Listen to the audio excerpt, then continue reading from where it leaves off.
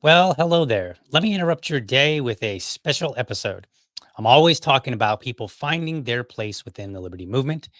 Joining me today is Jack Lloyd to discuss his own work and, with any luck, inspire others to find their niche. So let's go ahead and bring him on in.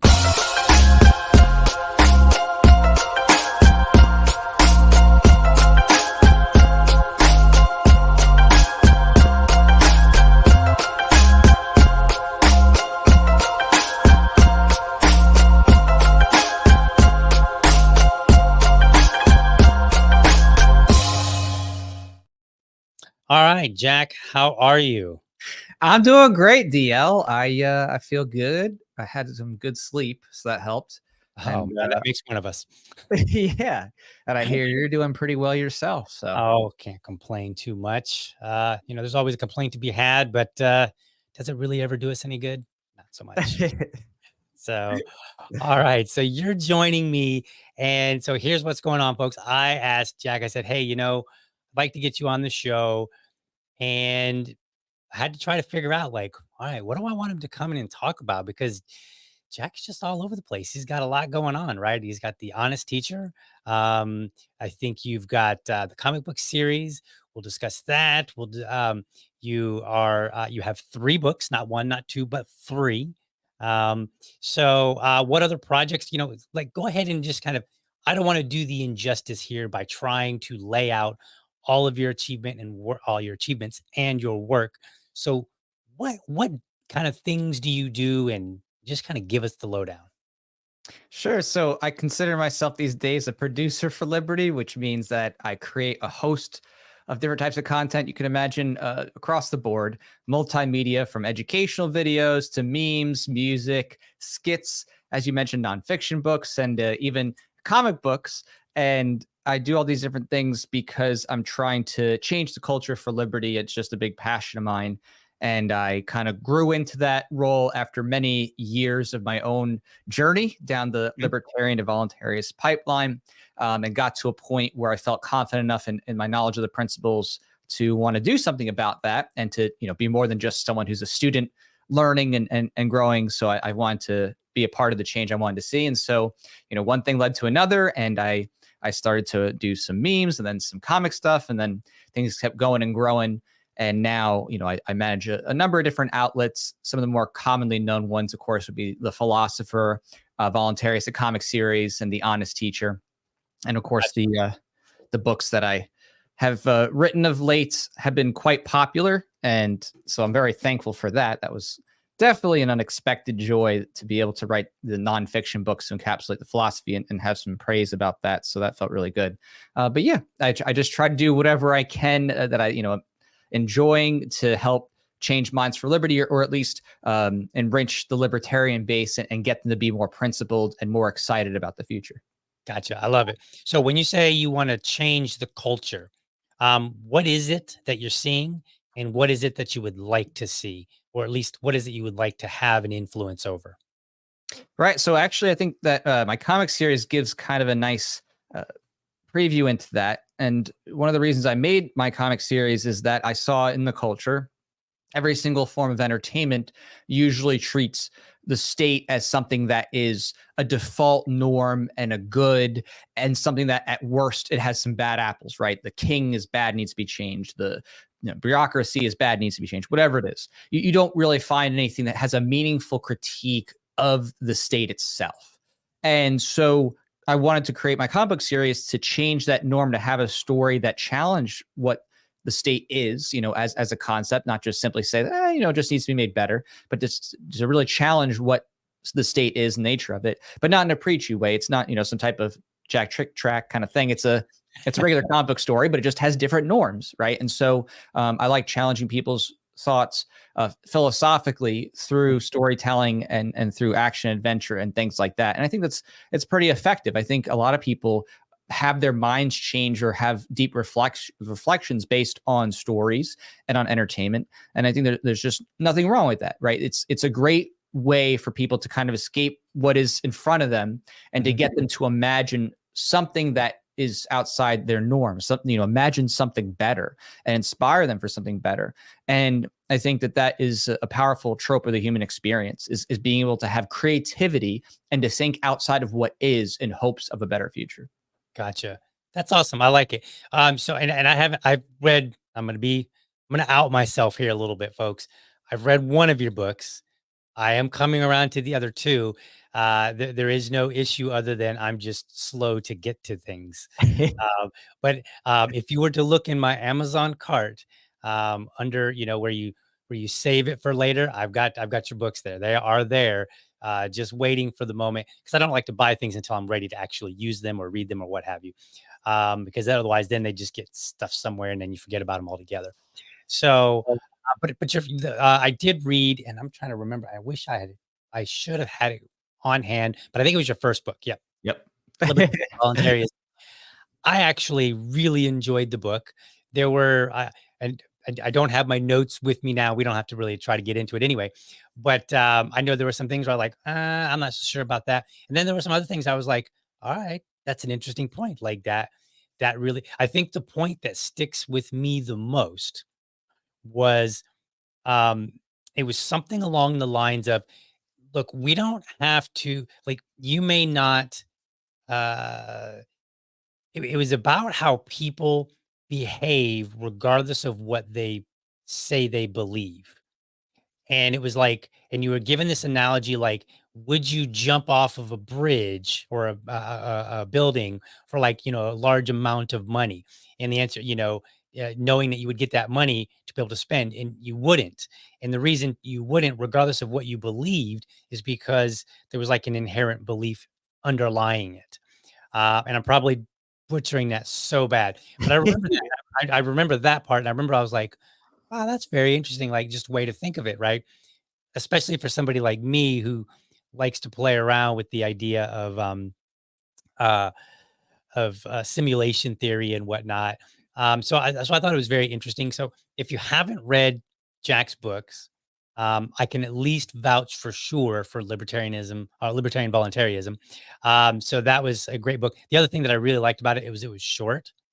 I don't know how many times the libertarians been like, "Look, dude, you need to read this book," and then they like hand me what feels like an encyclopedia set, and I'm like, "For real? Like, I need to read this book to understand what we're talking about right now, right?" Like, that's just crazy. So, and it was very digestible. It wasn't, it's written in, modern day language. So a lot of kudos to you on that. I thought it was a great book. And I do look forward to the other two books. Now I'm not personally into comics, so that's just not my thing. No shade there. Although I do know the Jack T. Chick booklets. Uh, so now I know you're about as old as I am. So now, now Yeah. I have an idea about how old you really are. So, because I'm just sure that nobody under 30 knows those things, or at least nobody under 25. Nobody under 20, they'll probably be like, "What is that? I don't even know." So that's awesome. So and then you're doing a lot of this creative stuff. So you're making videos, and you make memes. So what kind of, I guess, how did you identify? Because what I want to do, folks, is I want to ask Jack, how do you identify your niche? where you belong. How do you get it implemented? And then how do you monetize it, right? Like, because what we want to do is, well, what I want to do is I want to inspire people to do their thing, whatever their thing is. My thing isn't drawing comic books because I'm lucky to draw, like a stick figure. Okay. So like I assure you, unless we're drawing stick figure comic books, it ain't happening. So I don't do that. But there are areas where people get involved in things and maybe they don't belong in that space. So how did you identify where you would be a good fit? Yeah, I mean that's a great question. I think that for me it's kind of unique because I have a lot of different things that I do, and a lot of times it's more likely someone's going to be doing one, maybe two things, and I'm sitting here doing like 10 different things. But that said, I still did have a way to get into what I thought was my first unique fit, doing the comic book thing and being passionate about that.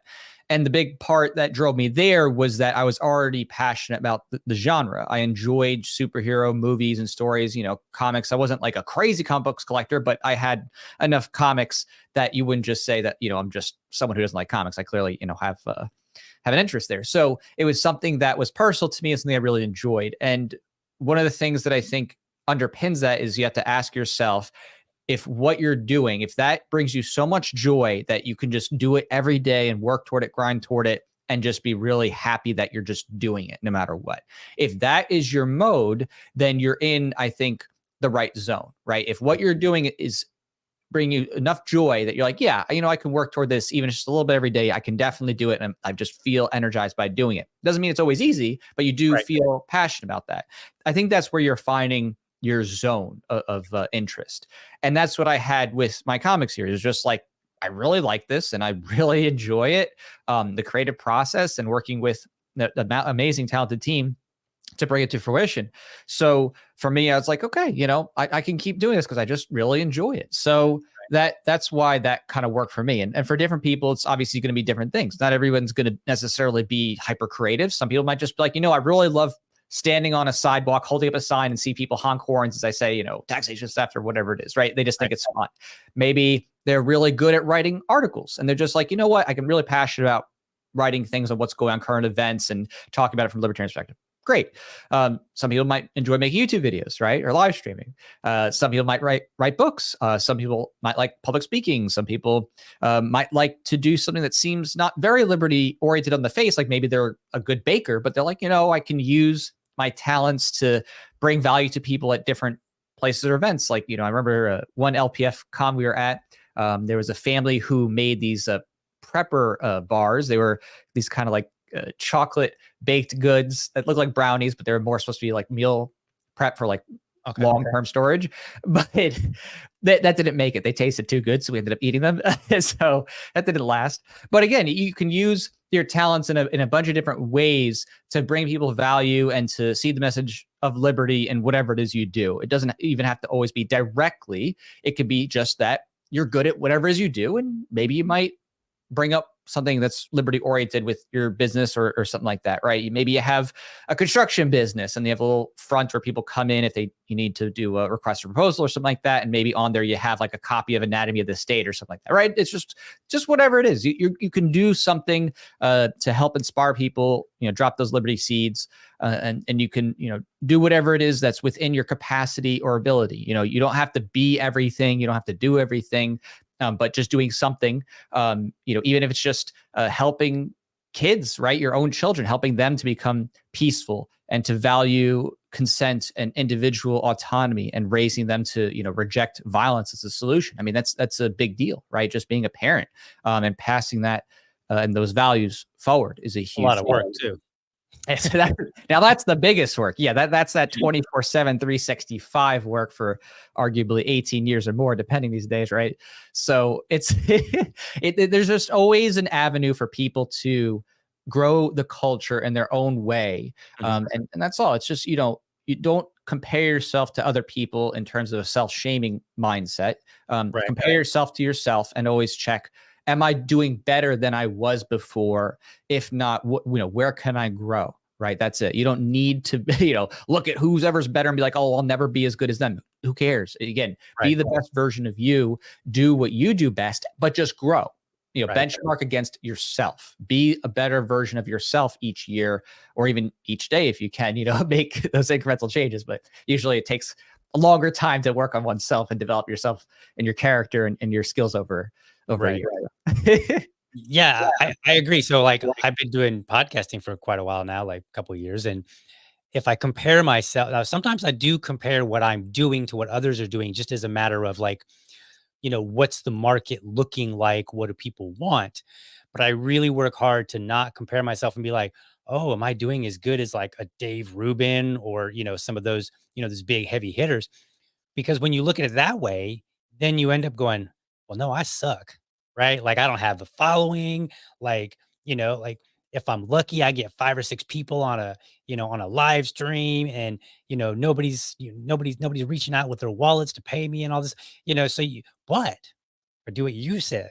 I compare myself to myself, and I look back just even 6 months ago, like wow, like, look what I'm doing. Like, and like right now, I'm not so good I'm still working on it. I'm still working on a solid, never missing a Monday through Friday morning show. I'm doing really good at it, probably around the 90-95% range. But like 6 months ago, a year ago, couldn't have made it, couldn't have done it, not even this close, right? Like, so I am getting better, right? Comparing to myself. And if you look at my first podcast, whew, that was rough. My first one was rough, right? So, um, so we all are going to have failures. So tell us about some failures that you've had, either in things that you said, you know what, this isn't for me, or failures in things that you continued on, but you just managed to overcome that obstacle. Yeah, definitely. I'd say one of the biggest, failures is Voluntarians to my comic series. Not in that it's a failure now, but in terms of if you look back, there was definitely times of struggle. Mhm. When I first started, my first campaign didn't hit my initial funding goal. I tried my best to work with it is, and there was some mistakes. I tried again, and I failed pretty hard in the second one. I raised me $1,500. I couldn't even make a full issue. I had an issue with the formatting on the front, and it was a struggle. I had to take a step back, look at everything, reassess what I was doing, and work toward quality control and figuring out how to better reach people. And I did some insider humor issues, and I worked on that, and I built it up a little bit over years. And eventually I got to a point where I could create the origin story. Mhm. So, I've been doing this over 10 years now. It took about 5 or so years, 4 years around, to work through those issues, get some quality control, improve. And then even then, the original company I was working with for Origins went defunct after 2 years. And so I had a continuity issue with my comic, with the designs. And it wasn't until this past, well, now it's a year and a half actually, but this past campaign that I did a remaster special thing. And we actually redid the whole Origin series. So it has all the same artwork throughout. I did the lettering for it. This is the trade paperback edition, which is a beautiful full rack cover for 192 pages. And it's now amazing. Like I'm super thrilled with everything. We have a continuous origin story with all the art and continuity. Everything looks great. I'm proud of it. But if I had just given up, after the second campaign, say, well, I guess this isn't for me, I wouldn't be here, right? I Right. wouldn't have hit that success. And that's a big part of it, is when you're in those situations where you're struggling and you're not succeeding how you'd like at the beginning, that is the time to take a step back and say, okay, what am I doing wrong and what do I need to do better, right? And a big part of my own was just, okay, I need to have more quality control, right, with the artist, whoever I'm working with, and I need to do maybe more insider humor or something like that, just to get a little bit more funding to really reach the kind of core fan base kind of thing.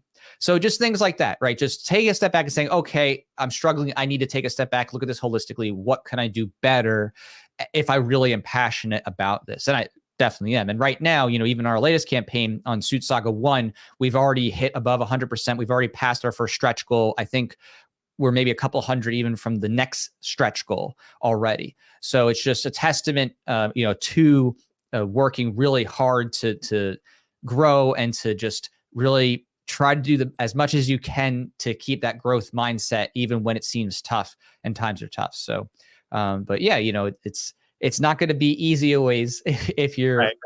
working on something that's very novel, especially, if you're doing something in the Liberty space, it's not like you're making a chocolate chip cookie that's like, yeah, that's easy sell. People like chocolate chip cookies, right? So if you're doing something creative and that's cutting edge, that's especially where you're going to need to have that long-term orientation to grind. Gotcha. Yeah.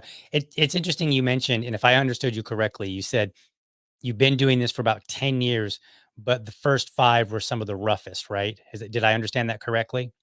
Yes, that the first five were definitely rougher. Struggles with just getting enough funding, struggles with having the art be up to scale of what I wanted to see, and things like that. Having difficulties with companies and stuff like that. Absolutely. Gotcha. Because it reminded me of 2 things that I just recently saw on social media that I thought were inspiring. Um, One was from Mr. Beast, and I assume you're familiar with Mr. Beast. Oh, definitely. Um, so he had made a tweet a while back, and I just happened to come across it, and it said something to the effect of, I wonder what 15-year, I think he said like 15-year-old me or 16-year-old, he was basically looking back, and he said, I wonder what me then would think of me now. And he said something to the effect of, like, I was 5 years in and barely getting any subscribers, very low views, and then look at me now, and, like, of course, now he's upsetting everybody because he's doing good things with all the money that he's got coming in, right? So now he's doing good things, and people are getting upset at him because he's showing that, hey, maybe maybe people can be better than the government, and he's clearly showing that, yes, the answer is absolutely yes. And then the other thing that I saw, and this was actually like a couple days ago, it was one of those like little stories you see on Facebook that you as you're scrolling, and it was about Harrison Ford, and he went to Hollywood and he wanted to be a movie star along with a whole bunch of other people.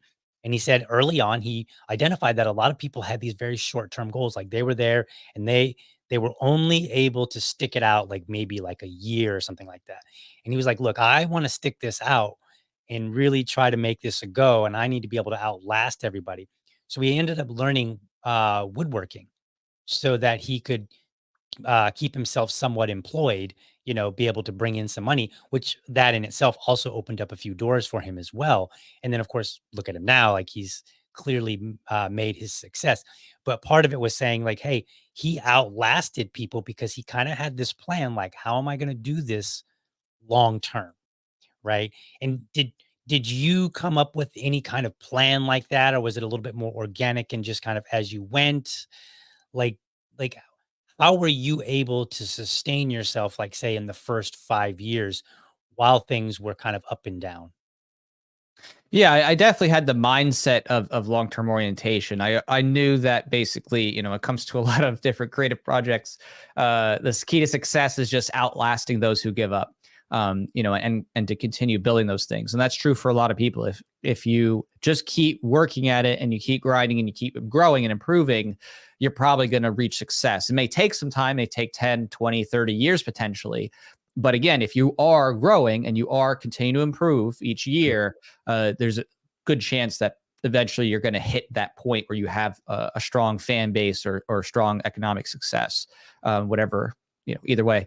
So I think that was always a part of my mentality going into it, that this is something I was willing to do for the long term. And I was, just wanting to keep continuing it year after year. I think that I wouldn't be able to do that, of course, if I didn't also have other forms of work to sustain myself throughout the years. I mean, even when I was first doing voluntarist, I was sleeping on the floor of my dad's 1-bedroom apartment, 1-1. And I was working 3 jobs. I worked at LA Fitness. I worked at this eBay business. And I also did a little bit of my consulting and other things like that. This was in a transition period after law school, where I was looking for work and just trying to survive, that kind of thing. So I had to do whatever I could because the legal market was pretty rough at that time. Right. So I was just doing whatever I could to make it by, and still working on voluntaries at the time, just because I was that passionate about it. So no matter what, you have to do what's necessary to sustain yourself in those growth periods. But as long as you continue to steward toward your creative vision, again, doesn't mean leaps and bounds, just little bits, whatever it is, you're writing a little more of the story every day, or maybe you're working each month to maybe have a character drawn that you want to eventually use, or whatever it is, or you're practicing singing, or you're practicing making your videos, whatever it is.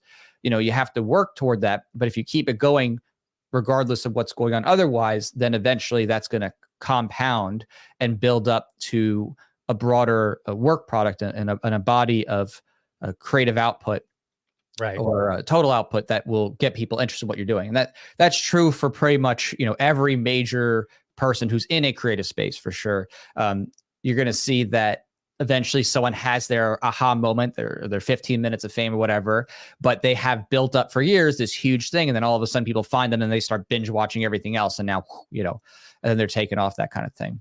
So that's the more common experience. It's rarer to have someone who's an overnight success or just, some of that nature that's even sustainable. That's actually the rare exception, not the norm. The overwhelming majority norm is people grinding for years, and then eventually they finally hit that crescendo point where they have everything together and people find them and they're like, oh wow, look at all this stuff you've done over the years, and we like what you do.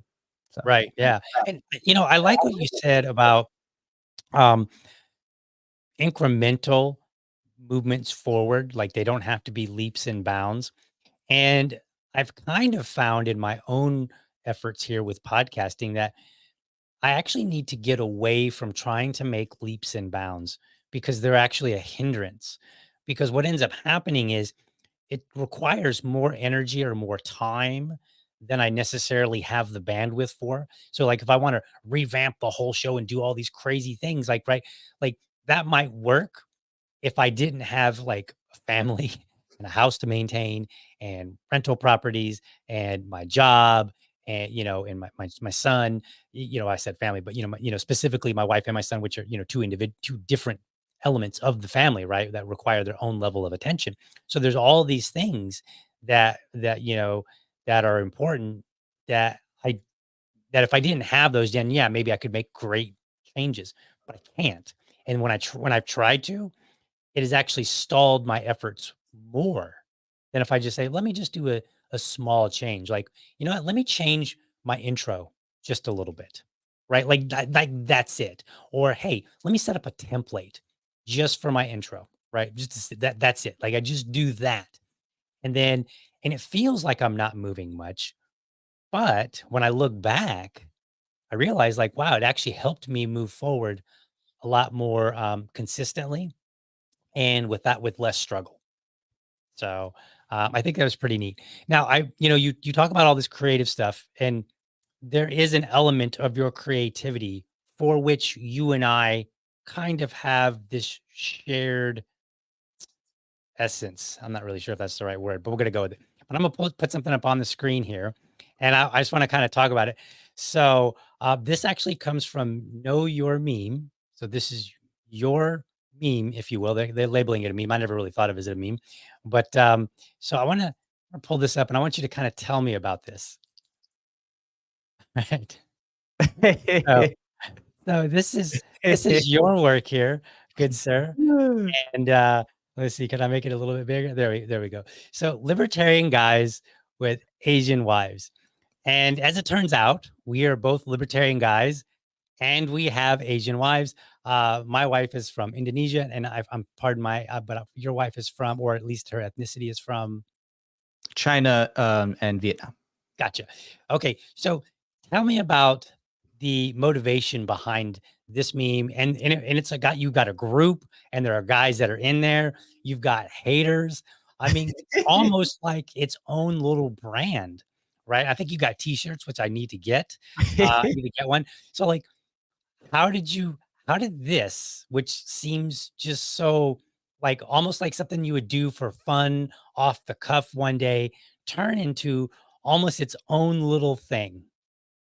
So it's a funny and complicated story, and you're right. The libertarian guys with Asian wives got to such international heights that I was having reporters from like other countries message me about what we're doing and other things like that, and it was quite the wild ride when I created it, and then all the different memes and templates and derivations that were made from it. So it definitely was bigger than I was expecting at first, but nonetheless, a lot of fun. So when I created it, it was actually supposed to just be kind of a jokey thing, a little bit of self-satire, but also pushing back against a lot of the SJW people Mhm. who on one hand would try to say that, oh, okay, it's okay to celebrate your sex or sexuality, that's totally fine, or your ethnic heritage if you're not some European person. So it was kind of this like pushback of like, oh, okay, well, cool, and if that's all right for you, then libertarian guys with Asian wives should be totally fine, because it's just guys who are libertarian, right? It's libertarian, and people like project this, but it's not actually the thing. They think that libertarian means some white European dudes, but it's not. It's we have a literally mix of a bunch of guys, and Right. with Asian wives, and the Asian part is the only part that's something that's of ethnic slash geography kind of thing, technically geography, but so it was supposed to just be this kind of funny pushback to troll and bait people into exposing their hypocrisies, right? And to show that they actually aren't really into diversity and tolerance, that they actually just hate people who are libertarians, that kind of thing. So, but of course, I knew from my own personal experience that there was tons of libertarian guys with Asian wives, and so naturally, we created a group after that, and we're like, oh, okay, well, you know what? Since we're here anyway, pointing out these other people's hypocrisies, these socialist SJW hypocrisies. Well, let's all create a group about this and hang out. And then it ended up being this huge group of guys, and of course, sometimes their wives there too, coming together and just sharing their experiences and swapping stories about family and food and travels. We even had people meet in other countries, so members Oh, met wow. up in South Korea, yeah, and other places. So it's pretty wild how much of an international networking thing that this became, out of something that was supposed to just originally just be a little bit of a joke to trigger the SJW socialists, and to show that they're actually not really into tolerance and diversity and all that stuff. But in the end, it was just a great thing, a great opportunity for people to network and connect, and even give people advice, Mhm. for dating purposes. In some cases, people had girlfriends or fiancés, and had advice given to them about things to do from people who've been married a long time. So it's actually very wholesome on the inside, technically, Right. as much as people might think that this is some type of predator thing. And of course, that's another projection, as people say, oh, you're just trying to predate upon these Asian women, as if, being an Asian woman means that you have no autonomy, no sense of self, Right. no independent thought whatsoever. You can't possibly like a guy because he's libertarian, at Right. all. Like that's impossible. So, we use it as kind of a jokey thing to poke holes in what is actually this closet bigotry from people on the economic and social left, and to show that deep down they actually have some very deep prejudices that come out the moment that they see someone who has ideological views different from them. Right.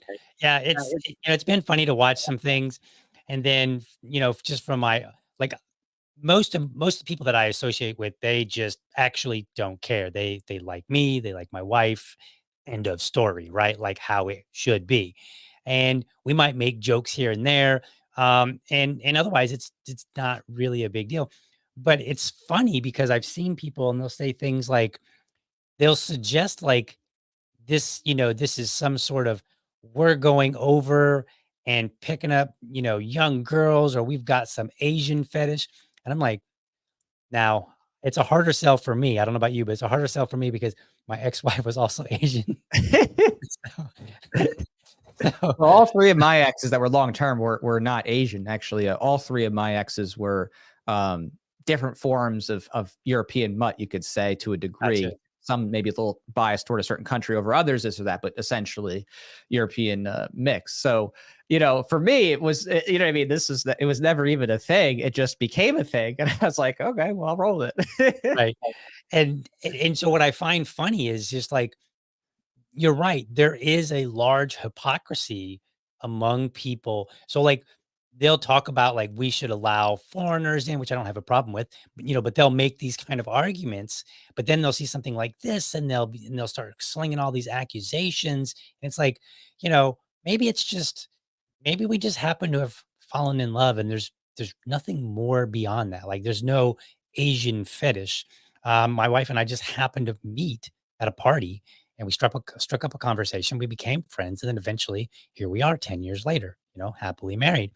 And so there wasn't really this Asian direction on my part. Um, and the other thing is just like every now and then you see these stories about, cultural appropriation and all that. And I've been to Indonesia twice now. And when I go there, they love it when I engage in the culture. There's a fashion they call batik. And they're always like, hey, why don't you, would you like this batik shirt? Now, I don't particularly care for the style, but, they want it, and they want me to have some of the items from their country and stuff like that and enjoy their food. And they're happy that I bring it back to the US. So just having an Asian wife has kind of enlightened me to some of this hypocrisy because otherwise I might not know. I might go, well, maybe people from foreign countries don't want me partaking in their stuff. But it turns out, no, that's absolutely not the case. And I've been to many countries and they always want me to partake in it. It's just more enlightening now. And then, now that I'm married to an Asian woman and then seeing, the response to this libertarian guys with Asian wives. So I thought that was funny. And I just wanted to bring that up because that's something that we kind of do share in. So, all right. So let's get back to talking about, finding your way. So we've kind of talked about identifying, and to a degree, we've talked about implementing. One of the things that is necessary to implement, your particular, or not you specifically, but if you're watching or listening, your area of how you fit into the libertarian community or any community for that matter is like a little bit of sacrifice, but perseverance primarily. Just like continue on, and then maybe have a plan for how you're going to sustain yourself. Um, so once things get leveled out, once you've kind of worked out the issues, and then you're like, all right, I want to get paid. So how do you go about monetizing? Like, how do you identify things like what's the value of, what price should I put on my work?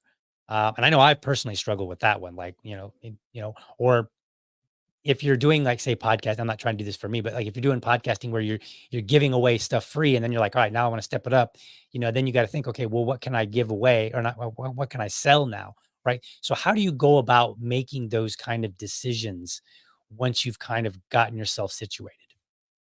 Yeah, I think that the way to monetize, of course, is always tied to people's subjective values and what they're getting out of it.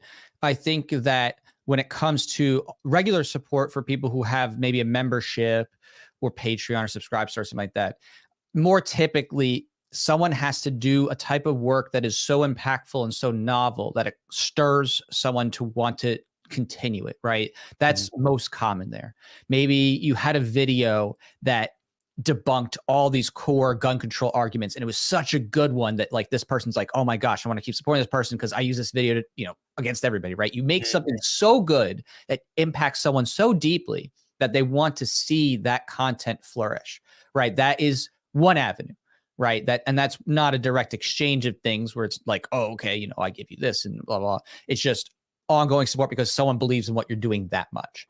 I would say, in the sense of being realistic, that is usually more feasible for people who are either a woman, right, getting support, someone who has high levels of academic credentials, like someone who has a doctorate, or someone who is a creative, right? Someone who's consistently producing some type of artwork, and someone is a patron of wanting to just see that, right?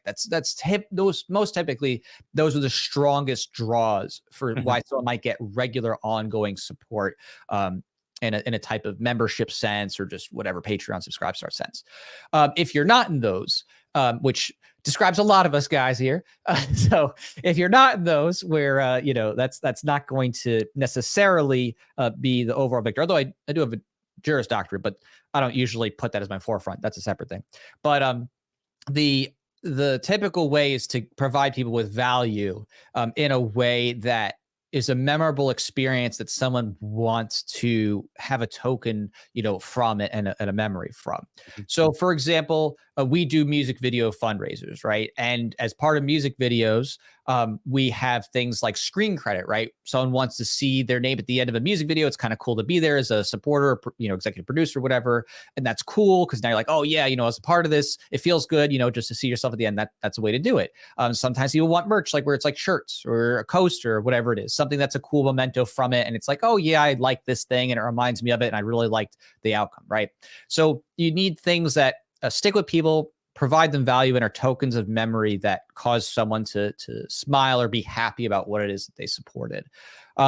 So that's usually the angles that you're going to have to go with in order to get meaningful support. And especially, if you don't have one of those latter three things I was talking about, sometimes you have to create that spectacle to create the fandom and the fan base that you can grow there from and possibly even get future membership support from. So a project, with specific deliverables where people have a window where they know they're going to get their stuff and they can see the progress and they're getting bought into what it is you're doing. And then they have the outcome of whatever it is you're creating. Maybe it's artwork or a documentary or a book, whatever it is. Mm-hmm. And there's something to take away from that. When you do that, you create a total experience for somebody where they have a connection to you as a creator, and they have afterward the product which reminds them of you and brings a smile to their face for whatever it is, right? And so if you do that, you can create people who are fans for life because you provided them value and an experience.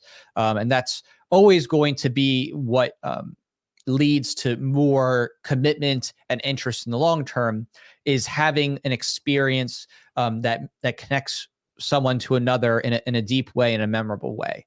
And doing that, can have a variety of forms, but you have to figure out what works best for you, your capacities, your interests, and your audience, whatever that is, whether it's an event, a short video, a music video, some type of art thing, whatever it is. It has to be something that really sticks with the supporting audience and makes them go, wow, that was really good. I want to see what's next.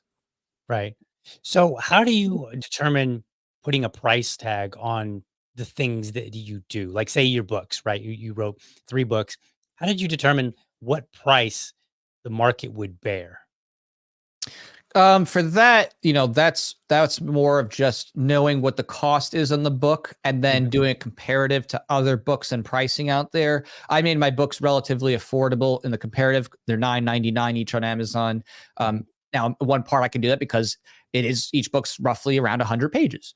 It's not that crazy big. It's also, not nothing either. It's got a nice little artwork there, and it's substantive. It's not, oh, this is just a little tiny pamphlet.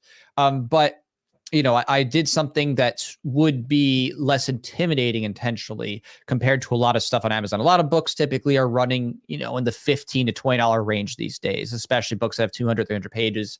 And understandable, of course, especially if you're upping the page count. But I thought that was my own market edge, was that not only did I have a book that was very accessible, but just making it so it's $9.99, most people can get behind that and say, yeah, I could afford, $10 on a book that, all right, I'll check that out. So that was my impetus there. Of course, price doesn't, matter too much if you have a strong enough fan base and it's, within reason, right? You could easily sell a book for $20 or $25 if you have a strong fan base already and you have people who are like, yes, I want your first book or whatever. Think like Michael Malice, right? And his, which wasn't really much of him writing anything. It was just him copy pasting. But besides that, people would buy it because it's Michael Malice's latest book. I got to read it. So he has a fan base. It's just a fact. So again, it just depends on the current economic conditions, what your comparatives are, and how much people love or interested in what you have to say or do. So obviously, if you're a newer author, you definitely want to have a lower price if you can, because you have to build that fan base, right? It's going to be hard to be like, yeah, here, get my $30 book or $25 book, and you're new, and you're like, and everybody's like, who are you and why should I pay that much money for your book? Exactly. I mean, if you get it to 10, 15 arena, $9.99, $14.99 arena, for a lot of people, they can justify that. It's like, oh, okay, that's not too bad, right? So, it's just a matter of thinking through what you can do to make it reasonable and break in. But of course, once you have a nice trajectory of accomplishment, someone, of course, Tom Woods is a top tier example. But obviously, if Tom puts out a book, his fan base is going to buy that book. It is not, Right. it's no question. Now, it doesn't mean he doesn't have to, do anything. He still puts out quality material, but in Right. Yeah. his case, They expect it still.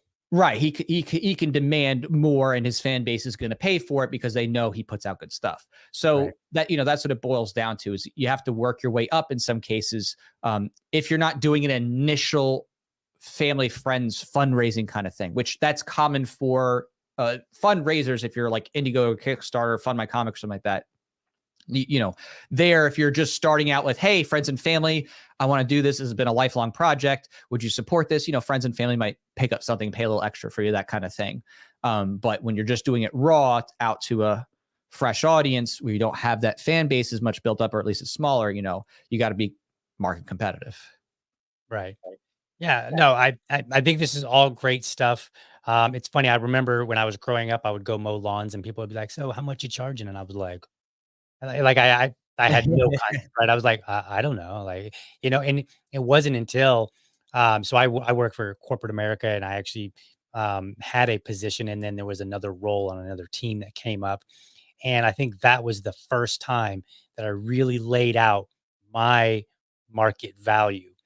And prior to that, I'd always been kind of skittish about it and just like, well, I don't know. So this time was like, all right, I'm laying out all the arguments why, they should pay me this much money. I went and I did the research. Since it's corporate America, I didn't just give them a number. I gave them a range. I did all these different things. And I think they were actually taken back a little bit and by my delivery because, they got, the person got there and was like, all right, well, let's talk about compensation. And I was like, all right, that's awesome. I want to talk about this. And so I just jumped right in it, like, kind of excited, but not too overzealous. And I'm like, I'm on the phone, but I'm like literally reading from my notes. I like literally had all my notes there. And I'm like, I'm going to bring this value and I'm going to do this and I'm going to do this, blah, blah, blah, and, so I figured like these are kind of things that people need to figure out. Like, what value are you bringing? Once you get to the Tom Woods level, or anybody along that line, I think I think you have kind of learned to more instinctively put that value together and deliver it. But I think you have to, when you're starting out, you really have to sit down and you really got to think about it. Um, you know, and so I did that and it was actually a pretty successful go. So kudos to me there on that.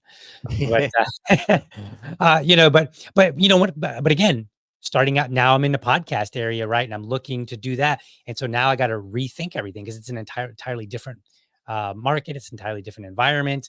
It's completely different, right? And so, these are the kind of questions that you have to ask yourself. Otherwise, as some people would say, you're just doing a hobby, which is okay.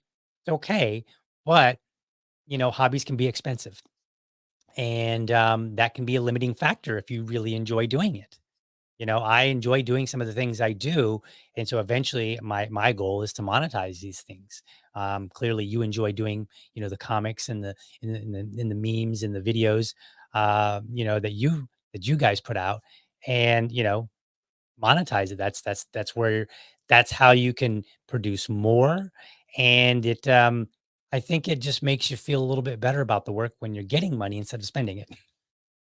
Right. And money is a wonderful thing. It communicates that people value what it is that you're doing. That's what it's supposed to be. Money is the expectation of future value creation, subjectively. And so when people are willing to donate or buy your merch or advertise, whatever it is, it feels good because you're like, wow, these people, really actually value what I do. And it's a wonderful thing. So, finding out the best ways to do that and finding out what your initial core base, would like to see the most, that it definitely is key, in terms of moving forward. Yep, awesome. All right. So what I want to do is you've got a 23-second, and I think I've got the right one, 23-second voluntarist suit saga official comic campaign trailer. So I want to play that on this episode. And I'll probably play it again in other episodes. I've got some things that I'm working on doing with my podcast, but for now, this will be like an unveiling, at least from the Liberty Dad perspective. I know people have probably already seen it. But I'm going to play this really quickly, if you don't mind. And let's see here. Let's get that back up on the screen. Where do we go here? There we are. And let's, there. Voluntarist is back, baby.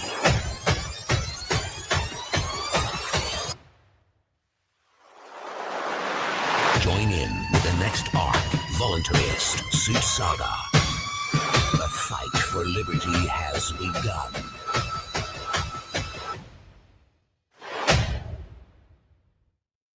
All right, folks. So good stuff there.